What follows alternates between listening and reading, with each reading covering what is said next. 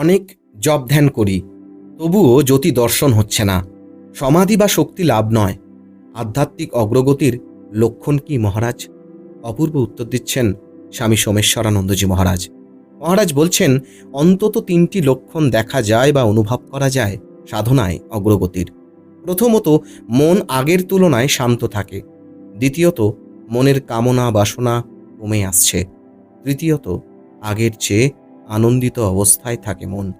জ্যোতি দর্শন বা অন্য উপলব্ধির তুলনায় এই 3টি বেশি গুরুত্বপূর্ণ। সাধনার ফলে এইগুলি নিজে নিজেই আসবে। এগুলিকে আনার চেষ্টা করতে হবে না। এগুলি পরস্পরের সঙ্গে জড়িত। মন শান্ত হলে কামনা বাসনা কমবে, আবার কামনা বাসনা কম হলে মন শান্ত হয়। মন শান্ত হলে আনন্দ ওঠে মনে। এই 3টির পরিপ্রেক্ষিতে নিজেকে দেখুন। এই ক্ষেত্রগুলিতে আপনি আগে যে অবস্থায় ছিলেন তার চেয়ে ভালো অবস্থায় এসেছেন কি? তবেই আপনি এগোচ্ছেন সাধনায়। মন শান্ত হয়েছে, কামনা বাসনা কমেছে, মনে আনন্দের ভাব থাকে অধিকাংশ সময়।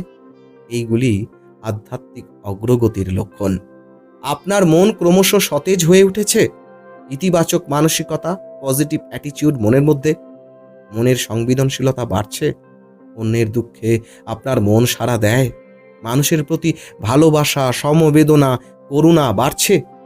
সাধনায় এগিয়ে গেলে সাধকের মধ্যে এগুলি দেখা যায়। ক্রমশ নির্জনে যেতে ইচ্ছা হবে।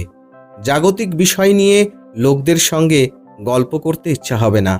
ঈশ্বরের জন্য ব্যাকুলতা বাড়বে। হ্যাঁ, এমনটাই অপূর্ব উত্তর দিয়েছেন স্বামী সোমেশ্বরানন্দজি মহারাজ।